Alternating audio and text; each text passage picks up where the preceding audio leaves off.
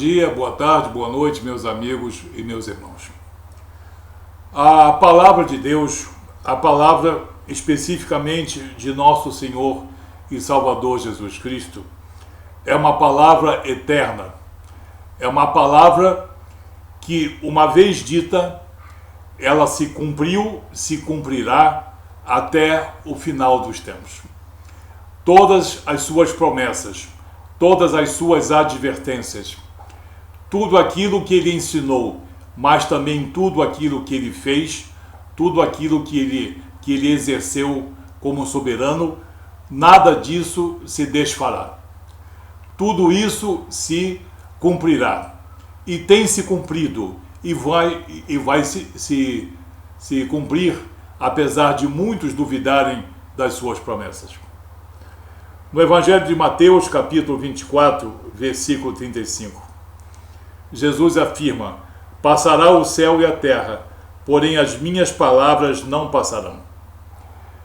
Jesus estava falando especificamente de tudo aquilo que ele disse, de tudo aquilo que ele advertiu, que viriam épocas onde surgiriam falsos profetas e falsos cristos, operando sinais e prodígios para enganar, se possível, os próprios eleitos. Ele falou de uma série de coisas, de apostasias, de homens e mulheres que, no caso, decairiam na fé, não creriam mais nas suas palavras. Mas ele disse: muito mal, porque os céus e as terras passarão, mas as minhas palavras não passarão. Jesus não estava exagerando. Ele quis dizer que a minha palavra é a palavra de Deus Pai. Quem acha que eu sou um jovem moço que apareceu milhares de anos depois do surgimento do meu Pai, não está compreendendo a perfeita unicidade que eu e o Pai temos. Porque eu e o Pai somos um, como ele disse no Evangelho de João 10:30. Eu e o Pai somos um, e isso é uma verdade temporal, portanto, eles são dois que formam um só poder e uma só vontade espiritual. Não adianta lançar-se contra Jesus sem lançar-se contra Deus Pai. Muitos se lançam contra Deus Pai, dizem que podem proferir palavras contra Deus Pai, porque só lhes interessa Jesus, lê do engano. Jesus nos mostra nessas palavras que a sua palavra é também eterna, como é a palavra de Deus Pai. E tudo aquilo que Deus Pai determinou e está determinando, o Filho também determinou e está determinando, e essas coisas cumprir-se-ão. Mesmo que passem os céus, mesmo que passem as terras, elas se cumprirão. As suas exigências, as suas proibições, as suas promessas, como a promessa do Espírito Santo, a promessa de sua volta, a promessa de nossa ressurreição, enfim, tudo aquilo que ele disse, ele diz, tudo vai se cumprir. E ele, o que é mais importante aqui, nas palavras de Jesus, das muitas coisas que ele disse e fez, é a sua total e absoluta consonância, unicidade, coerência com o Espírito e a vontade de Deus Pai. E ele vai falar muito sobre isso no Evangelho de João, nos capítulos 12 e nos capítulos 14. Muitas pessoas tentam dissociar, algumas por questão de desconhecimento e muitas por questão de malícia, tentam dissociar a vontade de Deus Pai da vontade de Deus Filho, como se Deus Pai fosse essencialmente um espírito, digamos, proibidor, um espírito que não deixa fazer isso, um espírito que não deixa fazer aquilo, e um espírito que proíbe certas coisas, enquanto Jesus parece ser melhor do que o Pai, Jesus parece ser cúmplice e também conivente, como se muitas coisas que o Pai proibiu, como a necromancia, a idolatria, a corrupção da palavra de Deus, fossem agora toleradas em Jesus. Lê do engano. As pessoas estão tentando desesperadamente. Algumas já não têm desespero nisso, já puseram em seus entendimentos de que Deus Pai pensa de um modo e Deus Filho pensa de outro. Por isso também surgem doutrinas, heresias e blasfêmias. Surgem comportamentos que os homens e as mulheres pensam ser em total acordo com a vontade de Cristo, mas não são com a vontade de Cristo. Em muitos lugares, cheios de imagem de gesso e porcelana, está lá a imagem de Jesus. O que tem Jesus a ver com isso? Porque é Jesus, porque é Jesus. Então vamos ver quem é Jesus em função de Deus Pai. No Evangelho de João, capítulo 12, dos versículos 44 ao versículo 50, que é a parte mais rica, diz, a partir do versículo 44 ao 50, do capítulo 12 de João: E Jesus clamou dizendo: Quem crê em mim, crê não em mim, mas naquele que me enviou. Quer dizer, toda a crença em mim, Jesus, é a crença em Deus Pai, é o acreditar ou não em Deus Pai. E quem me vê a mim, vê aquele que me enviou. Fica extremamente claro que Jesus está dizendo: eu represento o Pai. O que vocês podem ver de Deus e ouvir de Deus está na minha figura, na minha pessoa e nas minhas palavras também. O que eu permito, o Pai permite. O que eu permito é porque o Pai permite. O que o Pai proíbe, eu proíbo também. Porque eu e o Pai somos um. E as pessoas querem fugir dessa verdade para criar doutrina particular e comportamentos alheios à vontade tanto de Deus Pai quanto de Deus Filho.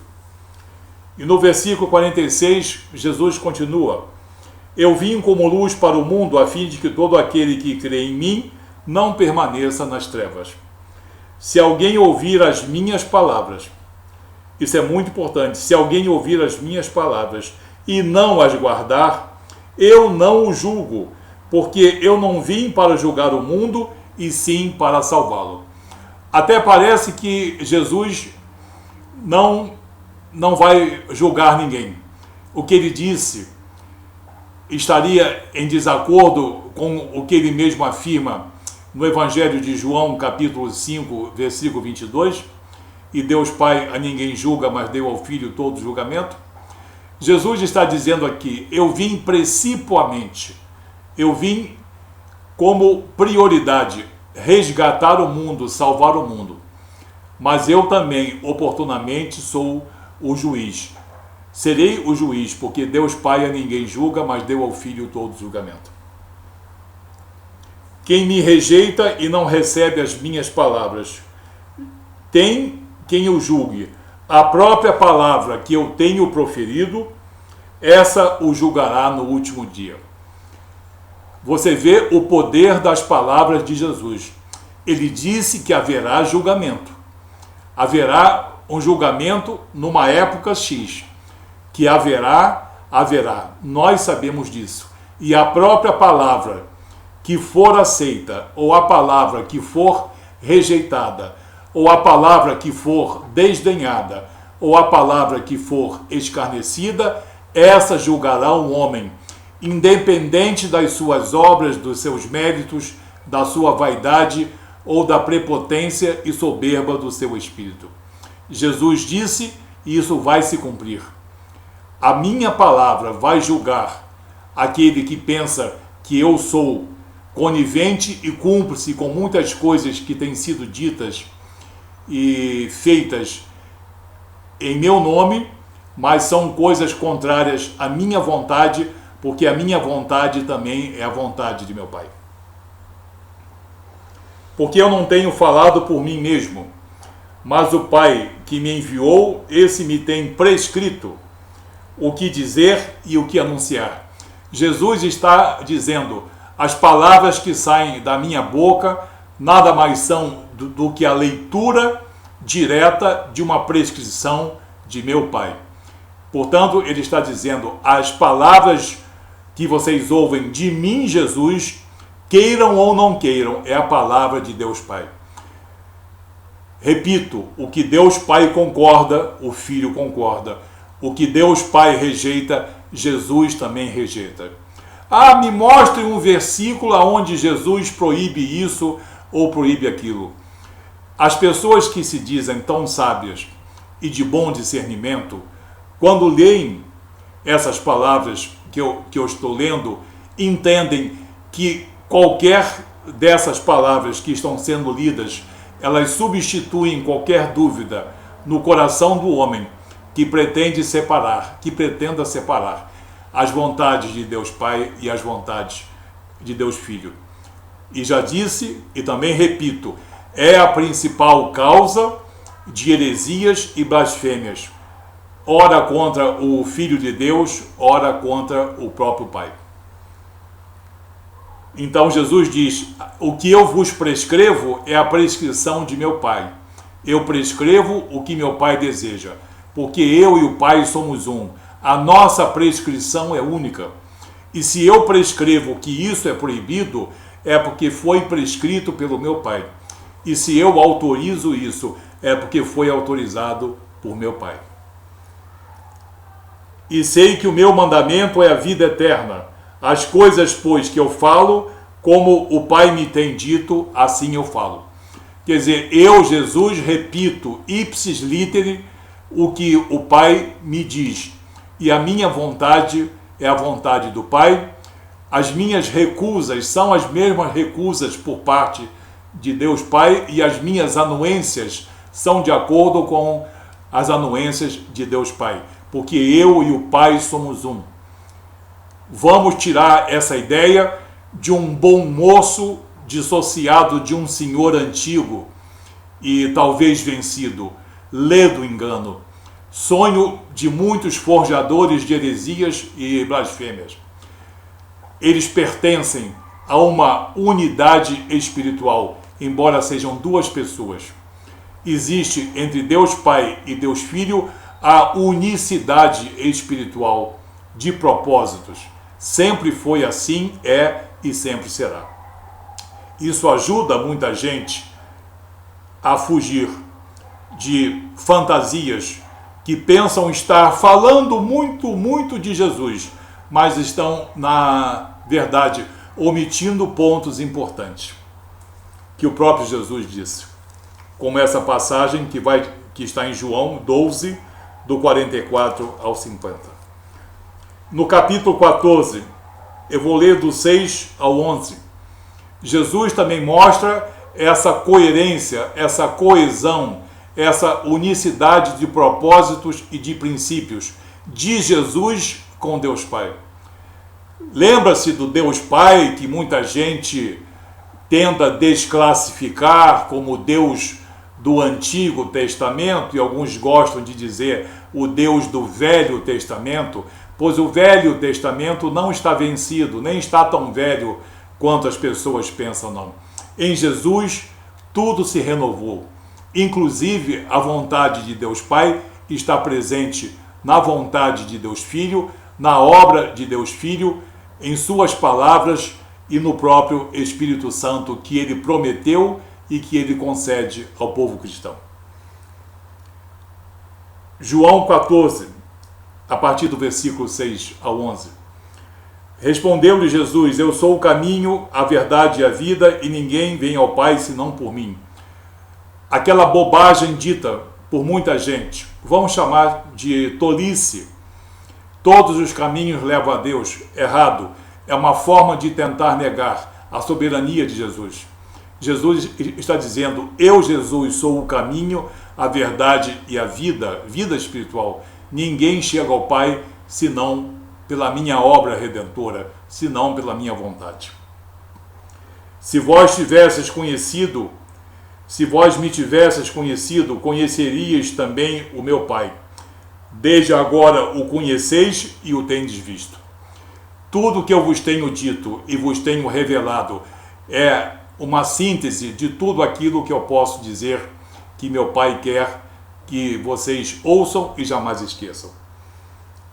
Replicou-lhe Felipe: Senhor, mostra-nos o Pai e isto nos basta.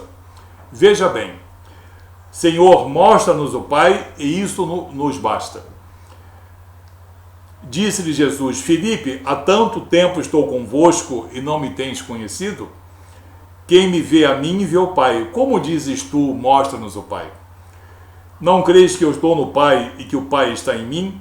As palavras que eu vos digo, não as digo por mim mesmo, mas o Pai que permanece em mim faz as suas obras. As obras de Jesus são as obras de Deus Pai. Então Jesus é bom porque Deus é bom. Jesus é misericordioso porque Deus Pai é misericordioso. Mas Deus não foi enérgico e não usou de grande poder e de grande rigor. Sim, usou. E isso não é discernível pelo homem, é mais pertinente à vontade de Deus Pai, como é pertinente à vontade de Deus Filho.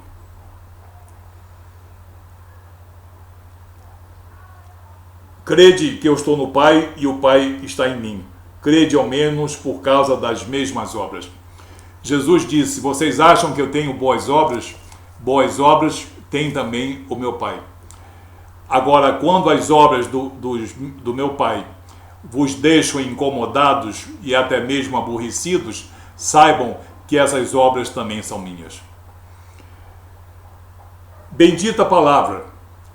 Essas palavras de Jesus para qualquer mediano entendedor mostram uma evidente identidade entre os propósitos de Deus Pai e os propósitos de Deus Filho. Não adianta liberdade de expressão. Não adianta o arbítrio do homem ou da mulher ou da instituição. Os propósitos de Deus Pai são os propósitos de Deus Filho. Os princípios de Deus Pai são os princípios de Deus Filho. Quando Jesus nos concedeu o Espírito Santo, que hoje habita em nós homens e mulheres realmente cristãos, está manifesta nesse Espírito a vontade de Jesus e a vontade de Deus Pai.